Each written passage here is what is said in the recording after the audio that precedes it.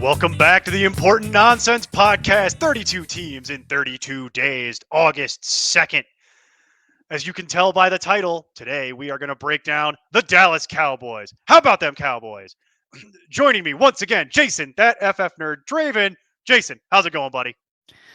It's hot, man. It's 106 out. I did not enjoy it Oh. whatsoever. And so I am literally just melting slowly into the earth and hoping that football will Smelting? help. Is that stinking and melting? Yeah, Is that it's getting there. what the kids are saying these days? You Is that the can new barely slang? make it outside without starting to sweat. I believe it. It's 95 here, and it's deeply unpleasant. Also joining me in a place that's probably much hotter than 95, Mike Burland. Mike, how's it going? Actually, it's probably like 78. It's quite nice. So, All right. Can't relate with you guys, but All right. Cool. Thank you. All right. Yeah. Then that's the that's the end of that. All right. Thank you, Mike, for your contributions here today. You are fired. All right. No more bragging. Bragging. That's your one warning. That's the one warning I'm giving you on that. 78. 78. I'll show you. maybe 80 in the room. You know. That's fantastic. That is fantastic. All right. Well, I'm not jealous or bitter at all. All right. Well, gentlemen, I appreciate you coming back, sitting in with us here again today. As I mentioned, we're going to do the Dallas Cowboys today as part of 32 teams in 32 days, taking our listeners around the league, breaking down every team in the NFL, getting everybody prepped for the 2023 fantasy football season, which is still a really weird thing to say. Cannot believe that we are already here. And within that, just a couple PSAs. As always, all the ADPs and rankings that you will hear today come from Fantasy Pros. We are a Fantasy Pros affiliate and are happy to be so. And then all the depth charts that we will be referencing come courtesy of Player Profiler. Shout out to Jack Kavanaugh. Jack, hope you're well, buddy. And this is all geared towards 12-team PPR redraft, aka God's format. Obviously, we'll reference our own personal rankings. We'll make sure we call that out when we do so. And then we'll have some nuggets for various other formats along the way. We always manage to worm our way into that. So, Well, I mean, you mean the correct rankings, not our rankings. Ooh. They're right. At Kyle Yates, this man does not represent my opinions on the topic, and I value my status as a Fantasy Pros affiliate and also as part of the expert consensus on your platform. Please don't ban Also, me. part of the expert consensus. Thank you very much. I count. Not for how much longer was my greater point there. For how much longer? Because I'm sending this to Kyle. He will look at it. So anyway, our low level bickering aside, let's jump into the Cowboys here. The Cowboys is actually, I think, more straightforward than in previous years. I think you kind of know what you're getting this year. We'll go through it, but as always, we'll start with quarterback. It's still Dak. Nothing For as much many games changed as he there. decides to play. Well, yeah. Historically, that has been part of the issue. I don't know if it's decides to play or is medically able to play, but 6 in one hand, half dozen in the other. You know, that's we could argue semantics. For this year, Dak is coming in. ECR QB 10 translates to roughly 85 overall.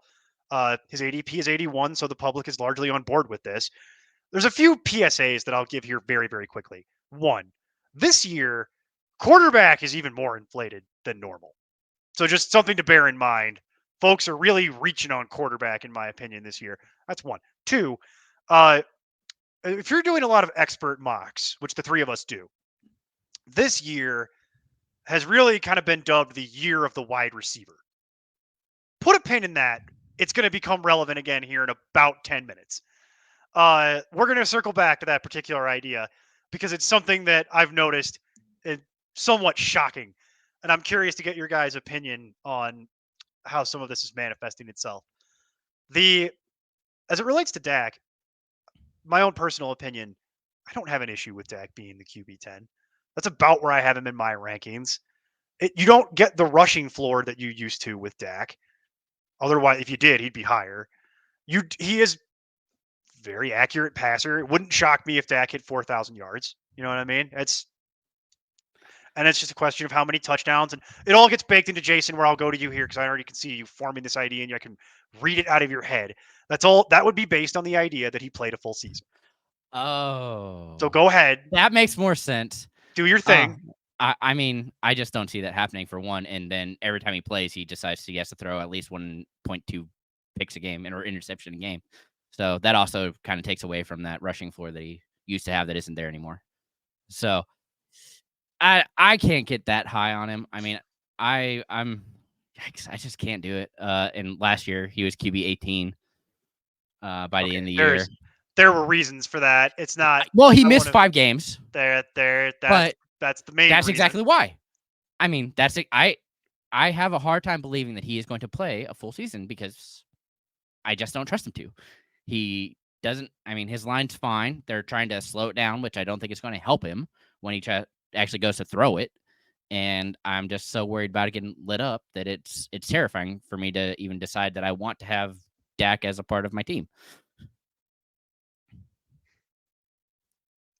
Mike, what do you think? Where do you land on this particular topic? I know Dak can be a bit of a polarizing figure because he had the breakout year a couple years ago, and then he's had a few good seasons since, but he's also had a few, as Jason points out, that are marred by injury and things like that. Yeah. Yeah, he is tough. He is polarizing. I'm fine with him at QB 10 because I can see him finishing there like easily. My only issue is I can also see 3 or 4 guys right after him finishing there to Aaron Rodgers, Kirk Cousins, Daniel Jones. Like all these guys I can see being top 10, and you can get them way later. So that's my only issue is just where he's going. I think what did we say, 81 overall. So 81 is what the public is on. Yeah, 7-8 round. Yikes! That's it's too high. Too high. If you're talking, people love their quarterback right now, though. They're nervous about it. That is the issue. Yeah. So I mean, yeah, at 4,500 yards, 30 touchdowns, I can see it. I can see him being QB 10. I'm not going to be shocked, but just give me those guys you can get 3 rounds later that I just listed off. So I'm all in on those guys. Yeah, there's a few other ones that are interesting. Like, for example, I know Jason's boyfriend with his khaki pants, Daniel Jones, would be interesting because you could get Daniel Jones significantly later. You could also get Kirk Cousins significantly later. That's the one who's more important of the two. Let's be honest. I much prefer Captain Kirk because he's just that guy who is just so lovable and goofy and will get his stuff done and won't turn it over a whole lot, but he will get the job done. Yeah, I mean, I'm actually pulling something up in the background here, so I'm working my way back to it. Actually, I just found it. So here we are. So if we go through it, yeah, Tua, Daniel Jones, Kirk Cousins, Geno Smith, Aaron Rodgers, functionally right behind Dak, and then if you want to go a little lower, you can get to the Jared Goffs, Russell Wilsons, Matthew Staffords of the world. The issue here is that if you want to go the other way and pay up a little more to get something maybe a little bit more reliable, you're talking about Trevor Lawrence, maybe Deshaun. Trevor Lawrence is going in the 5th round this year, and that's just insanity. So it just depends on how you want to go about this. So it is important to point out too that Dak this is his age 30 season, matters less for quarterback, but it is something to keep in mind that if he does manage to get nicked up again, that's not going to be fun. But yeah, I'd say for me, he's right around 4,100 yards, about 30 touchdowns, about 14 interceptions, and he'll probably net you about 200 to 250 rushing yards. It's good for QB 10. It's just he's not one of the top end. He's not one of the Konami code. So yeah, you're stuck paying up like a 6th round pick, and it just doesn't totally sit right with me. But if you wanted to go that way, that's what QB 10 is going for these days in standard redraft. It kind of blows my mind, but Jason, if you want to take the downgrade to, as you term it, Captain Kirk, The difference would be Kirk Cousins is more probably in line for about 4,400 passing yards. It's about 300 more. Same rough touchdowns, same rough picks. The difference is that 250 rushing yards is about 90. So that's the difference. That's why he's not. That just shows how important rushing is to this whole equation. That being said, if you're willing to wait, you could get Kirk Cousins. His ADP is about 107. So that's what, the 9th round. 9th round, yeah, that's way more. Right in the 9th round, you could get Kirk Cousins. So if you want to wait, that would be kind of what you're looking to target. If you're looking to go quarterback in the 9th round, that's kind of who you're looking at. You're looking at the Kirk Cousinses, Geno Smiths, possibly the Aaron Rodgerses of the world there. So, but with Dak, I feel like you kind of know what you're getting, and you know what the risk is. It's just a question of, do you feel that you want to justify spending that pick at that level? And to be honest, you know me, I'm probably waiting. I'm probably waiting past Kirk Cousins. Well, the real question is, would you rather have Dak or Deshaun Watson? Well, they're right next to each other, and that's where I go with it too. Like it's very clear break here. They are, but I wouldn't want to pay up for either. I understand that, but based on the two, they're pretty much right next to each other in ADP. And to be clear to the listener, Deshaun is 79. We will cover. We covered this on the Cleveland show. He's 79 overall, so he's 2 picks literally ahead of Dak. Sean has top 5 potential, in my opinion, and I don't think Dak has that unless there's a bunch of injuries to quarterbacks. So I'd lean Deshaun if I had to choose, in the, what were we talking about, 7th round? So, yeah. But I will say, I don't believe the narrative that the Cowboys are going to run the ball more, like by an off comment that Mike McCarthy made in like March. They've done nothing to like prove they're going to run the ball more. So I'm not really worried about that. And they ran the ball a lot last year anyway. So I like get into that.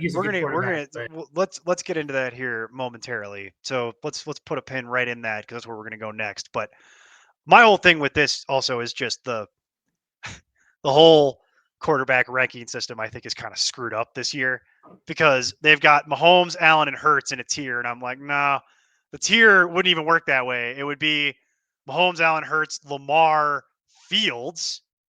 That's your tier, because you've got all the Konami code guys, and then Mahomes gets grandfathered in because it's Patrick Mahomes. I would actually order that a little differently too if you're going by my rankings, but that's kind of what it is.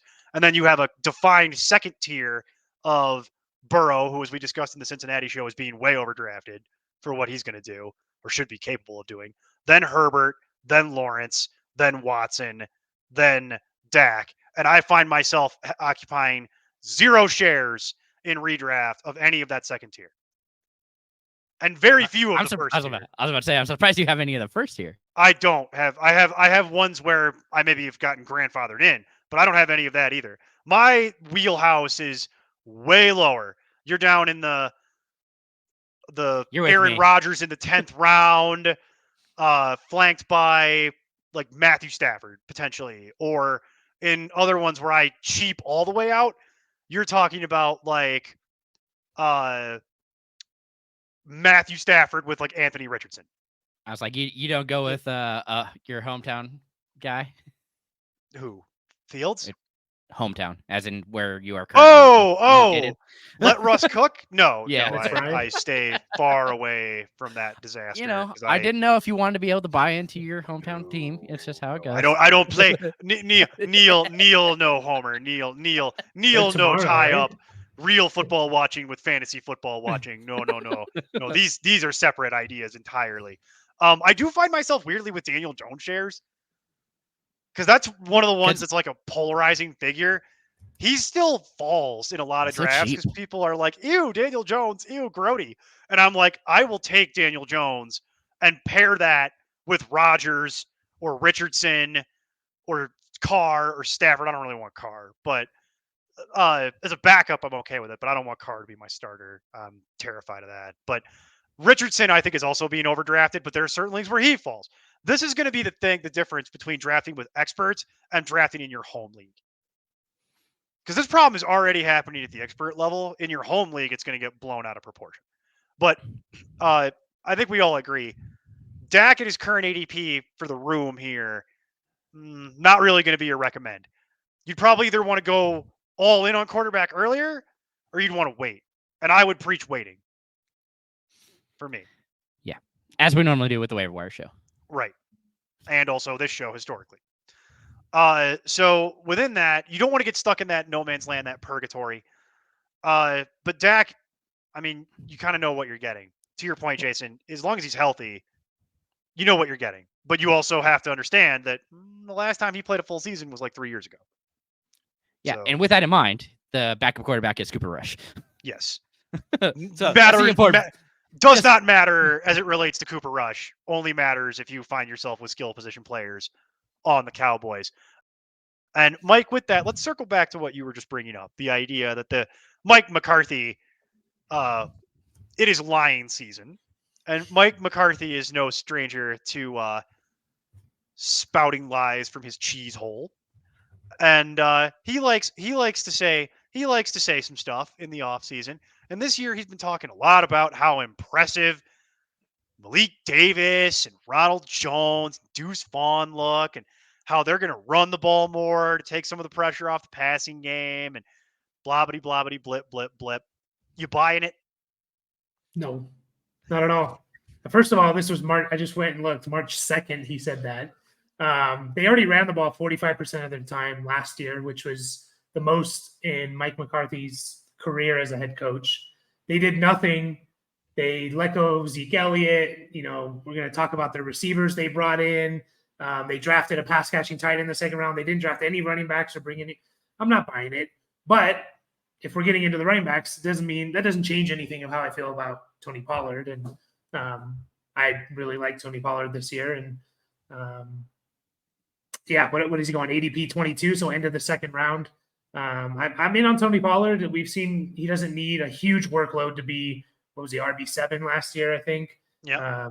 And he, even if he gets an uptick a little bit, I'm not concerned at all about, can he handle the load? I think he can. I don't think his injury had anything to do with, him carrying the ball more than he ever has last year. So I'm in on Tony Pollard for sure, because it's him and a bunch of other guys and not much else behind him. So I think he's going to have a huge season. Well, and Ronald Jones just got busted for the PEDs, so if that reduces him a little bit. It's only 2 games. It still counts.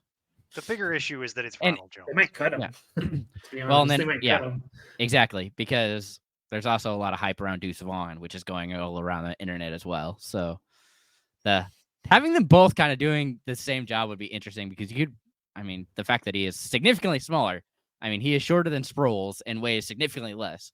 So that does make me a little nervous, but Sproles has led the way when it comes to being a small and very productive back on your limited touches, which I think Tony Pollard fit into the at least the explosive part of that last year, especially in his entire time with the Cowboys so far. Well, just to put a fine point on it, you brought it up, Mike.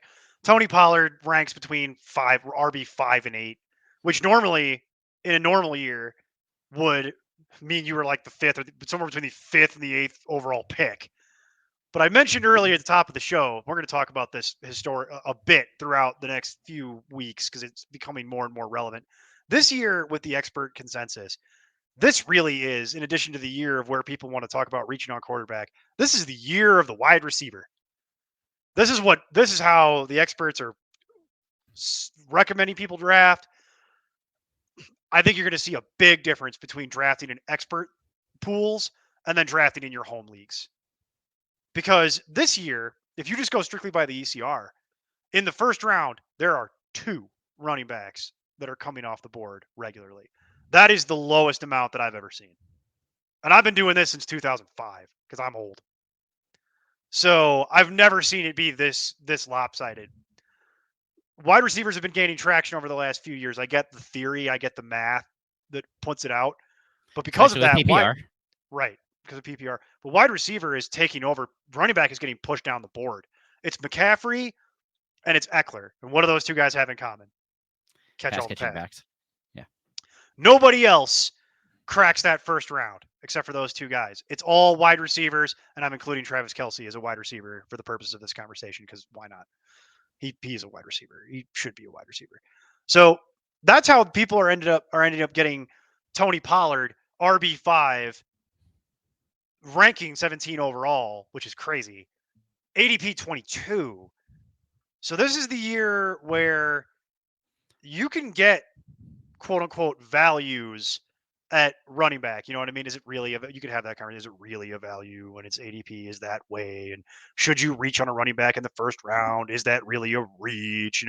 I still am a dinosaur who believes and I want to have quality running backs. But at the same time, when the top end of wide receiver disappears so fast, it does take that tier out of play. So it's like, what do you want to do? Do you want to pivot and have superior running backs and deal with lesser wide receivers? I don't mind doing that, but I know other people really don't like that, how to play that way.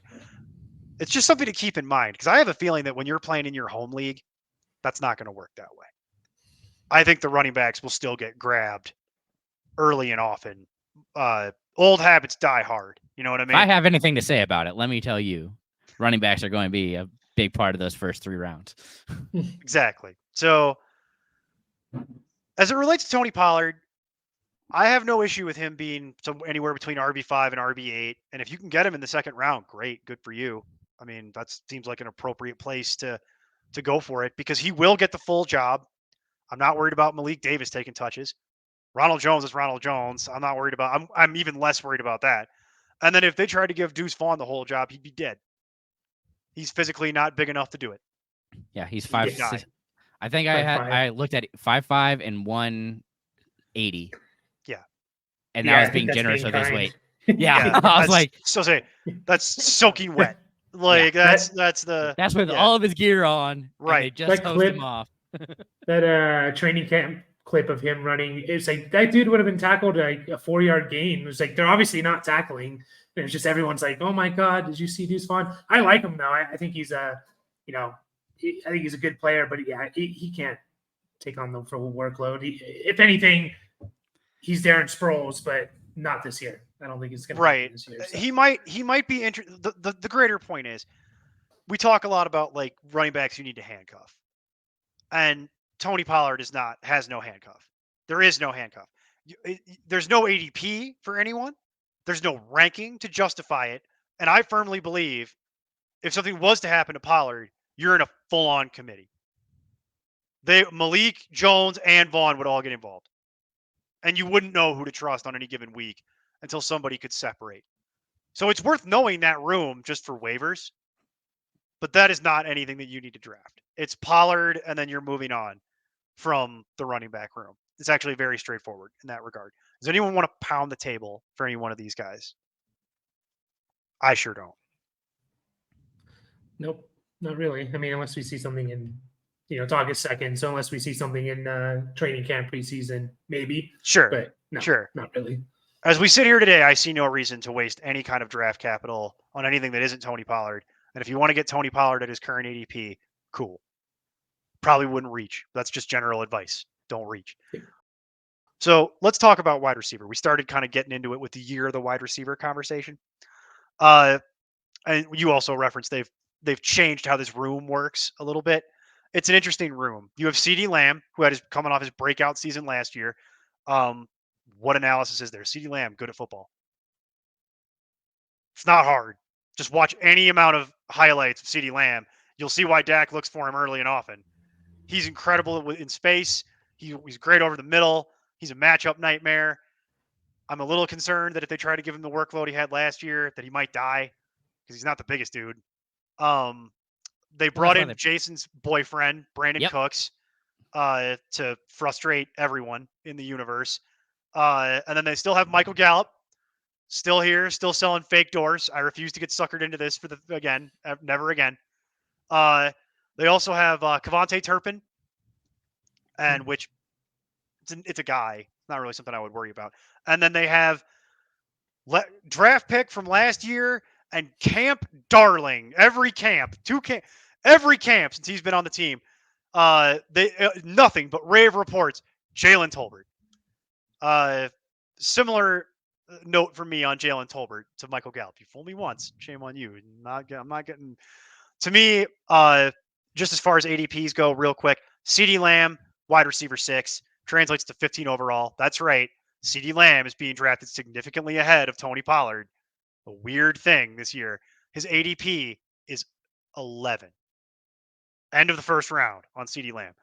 So for me, that is sticker price on CeeDee Lamb. I'm not saying you're overpaying, but that is the sticker. And that to me dovetails back to Jason's comments about Dak Prescott being healthy. Because if that's Cooper Rush, that's going to be a lot harder to get that money back out of that particular investment. But that being said, if you wanted to take CeeDee Lamb at the end of the first round, I would understand. Mike, what do you think? Where do you land on this? I agree with that. And even with, something I was going to mention when Cooper Rush first came up was like, he can keep your fantasy, CeeDee Lamb afloat. Like, I think he was actually, CeeDee Lamb was pretty good with Cooper Rush. He wasn't, as good as with Dak, obviously, but I'm fine with the end of the first round, especially if we're talking about if this year does go how it's projecting to be with a run on receivers. If you don't take one, if you're at the 11th, 12th pick and you don't take one at that turn in the first or second round, you are going to be not liking your wide receiver 1, I would assume, because you have to wait all the way till the end of the third round to pick again. So I'm fine with locking up a stud like CeeDee Lamb. No, because it's a snake draft. So you'd pick at 11, and then you'd pick again at like 14. Yeah. Oh, I know. I mean, if you don't take one in that turn area, which is where CeeDee Lamb's going, right? I see. Okay, I see what you're saying. So if you go running back, and don't take up things going around CeeDee Lamb, AJ Brown, Devontae Adams, Amon-Ra St. Brown. We'll be doing that show a little bit later on Amon-Ra St. Brown, so I won't spoil it. Tune in for the Lions show to get that update. It doesn't dry up that quick, but T. Higgins at 14, once you get to there, it definitely starts to change. I don't necessarily believe that. I will say that. I don't necessarily believe that you would have to take one. I think that there is a definitive argument to be made that I could get back-to-back RB and be totally fine with T. Higgins as my wide receiver 1 and live that life. I'm just fine with it. If you are at the turns, I don't know if you're getting T. Higgins at the end of the third. I agree though. If you get like a Nick Chubb and a Josh Jacobs, I like that start. And it's just if you got to keep in mind that your wide receiver 1, if you don't take one like a CeeDee Lamb at the turn, either first or second round, if it does go this way, you could be looking at like an Amari Cooper or DK Metcalf as your wide receiver 1, which could work out. But I will live with that, because if I could get if we're going to play that game, I could get Calvin Ridley and Chris Godwin on the wrap, and I don't care anymore. My whole team, my whole wide receiver core will be made up of wide receiver 2s. But I have elite level running back play. This is a strategy I have cashed year on year on year on year, especially because when the season gets going and goes on, if I have quality running back depth, I can fix my wide receiver problem in season because it's a much deeper category. And you know what people don't have is top end running back at that point. And I have all the cards. So you got to come to Neil's house of running backs to get what you want. And the prices ain't cheap. Like them prices is not cheap. But so that's my one nitpick on that line of logic with you, is that I don't necessarily think I have to do anything. But I do understand your general point, which is, I'm not saying you're wrong. I'm just saying there's another way to skin the cat. I do agree with the general logic though, which is towards that point, if you want one of these tier 1 and tier 2 wide receivers and you're drafting in that hole, yeah, you got to make a decision about your life and about how you want to live. So if you want one of those high-end guys, you are talking about pulling the trigger in that area. I will say, once you get past AJ Brown at about wide receiver 7, I question the logic of wanting to do it. And I might want to get, maybe if I have the wrap in that regard, let me look at like Yeah, but at that wrap, I would honestly rather pick up Kelsey. if he's still available. Kelsey's going Yeah, like yeah. 6 overall. I know, Yeah, but he's because going assuming top that six. he's logic, there, logic is out the window. Like Kelsey's going at like 6 overall, homie. Like it's God, the overall so for this. The overall for this year works like this: Justin Jefferson, Jamar Chase, CMC, Cooper Kupp, Tyreek Hill, Kelsey, Eckler, Diggs, Lamb, Barkley, Adams, Brown. That's just life. I don't agree with a lot of that, but it's life. Well, Like, Barkley, I'm sure, is dropping too. I'm sure that's going to keep. little bit. Yeah. Little bit. So Maybe Nick Chubb sneaks in there, but yeah. no, Chubb is No, people down hate the Chubb. page. Chubb is Yep. down. I Chubb love him. doesn't. We Chubb already talked doesn't about catch. him. I'll do the. Here, you want me to do it? Chubb doesn't catch Panthers. He's not gonna be good enough to carry my team. That's my Nick Chubb voice. Jonathan Taylor is still being drafted ahead of Nick Chubb, Mike. That's what you need. That's all I should really have to explain to you, right? That's Yeah. you see my point? Like, figure that out. I defy anyone to figure that out. Actually, figure it out for me, and you let me know when you get the calculus on that, because I can't work it out. But there's things like Bijan that are in play. You know what I mean? Yep. Bijan's going to the top of the 14 hole. So if you're telling me that I got to pick at 11 and 14, okay, like depending on what's still available, I could get Bijan and Garrett Wilson. So you're willing to take Bijan in the first round? Not necessarily like I would. loving it, but I would do it if it came down to it. If I had a gun put to my head, but So risky. I'd prefer to not live that lifestyle. But you're only moving by about 3 picks, because by the time it gets back to you after the 14, you're down to like 21. So you're talking about Devon. This is where where Mike's point about wide receiver gets scary, because that's when you're talking about like 21 areas: Derrick Henry, Devonta Smith, Ramondre Stevenson, Josh Jacobs, T. Higgins. I'd be okay with some of this. I'm a T. Higgins apologist. Henry and Higgins. Sounds Henry like and Higgins, I would love that life. I'd be okay with that. But you go the other way, Stevenson, Smith. Do not wanty. Me no wanty. Me terrified. Me no like. Smith is fine. It's not. I'd much prefer Higgins, but yeah, I mean, I am not spending a second round draft pick on Devonta Smith. That is a terrifying proposition to me. You could talk me into Ramondre. assuming they don't sign anybody, yeah. Yeah, there's a handful of Names things that are like that. poison pills to me, and the things that we've listed, we just haven't gotten to those teams yet. Like CeeDee Lamb, at least I understand. I've seen the tape. I've seen the production for myself. It's doable. Much like Brandin Cooks. Well, let's talk about Brandin. You know what? I'm not even going to talk about Brandin Cooks. Go ahead, Jason. You talk about Brandin Cooks. I'm going to sit and nod politely. You go ahead. You do your thing. I mean, it's just the fact that I do think that he's clears himself, separates completely from Gallup as a clear wide receiver 2 for the team. He is just a better prospect. He always has his magnificent talent to be able to find these deep balls and take them for distance. And I mean, the fact that he gave up last year because he wanted to be traded is the only thing that really ended up keeping him under 1,000 yards. It's ridiculous how good of a player he is. And man, the fact that if Dak can stay healthy, get him the ball. I mean, even Cooper Rush looked pretty good when he played. I mean, he was an accurate passer. And Cooks with a more mature style play, smarter.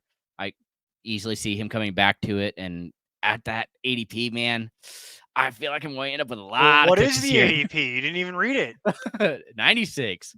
Golly, I mean, okay, Dak Prescott or Brandin Cooks. Okay, sure. Yeah, I'll take that's what, a whole round difference. Yeah, I'll take that later every time. But it's hard not to like a player that you know is going to see the targets and can do something just amazing with them.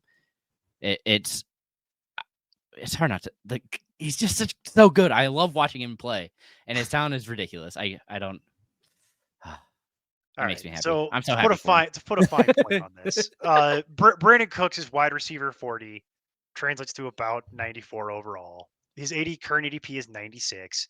That is the very last pick of the 8th round. That is what you are being asked to spend to roster Brandin Cooks. I am meh to this idea because I just don't. I've seen them try to support multiple pass catchers in the past. It doesn't always work. That does presuppose the idea that Dalton Schultz He's gone. well, he was a viable pass catching option for them and is now gone. So there are some targets up for grabs with this team. They might go to Cooks. They brought Cooks in for a reason. It wouldn't shock me.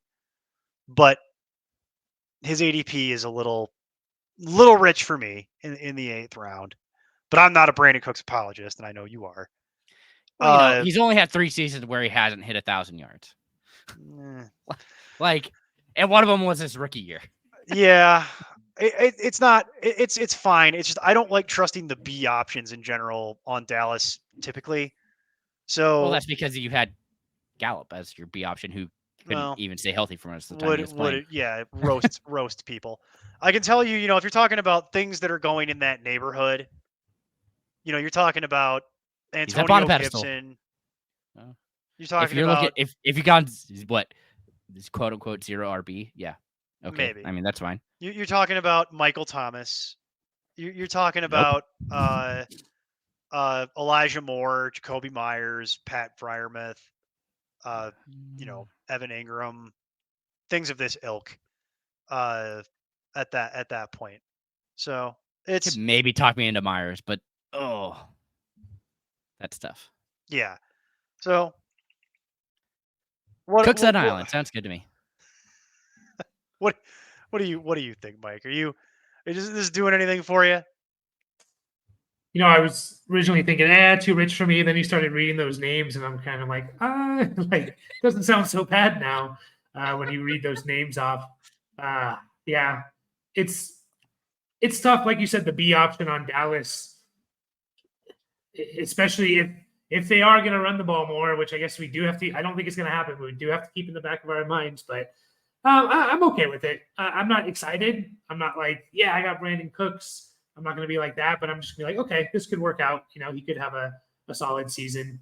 And just comparing him from where he's going, those guys around him, I'd probably take Cooks over a lot of those guys. His ADP is rising, is something also to keep in mind. So this is August 2nd, as we're recording this today. If it continues to rise, I get a little even more nervous because if he winds up going in like the 80s, you want different names, I'll give you different names. If he gets up to around the 80s where he's trending, you're talking about comparing him to JSN, Jordan Addison, Javonte Williams, David Montgomery. I'm 100% taking David Montgomery over Brandin Cooks 10 times out of 10. That's not even a debate. Alvin Kamara. Like there are things that are going in that neighborhood that I would want. DeAndre Swift. Maybe not Swift, but there are things that are in that neighborhood that I would feel happier with. Treylon Burks, maybe not. But again, all these things have warts. You know what I mean? It's a lot of the B options, though. You see the theme? It's a lot of the B options. The one that jumps off the page to me is David Montgomery. I'm like, that's a screaming value. We'll get into that. We'll get into that when we do the Lions show properly. And then Michael Gallup, just to round it out, because neither Kevontae Turpin nor Jalen Tolbert are being drafted, nor should they be. They're just names to know for the waiver wire. And Michael Gallup coming in at wide receiver 63. That translates to about 143 overall as a ranking. His ADP is 173 because there are a lot of people like me who've been roasted by Michael Gallup in the past. So now it's finally to a point where I can actually maybe recommend it because it's like a 15th round pick and no one cares anymore. 15th, 16th round.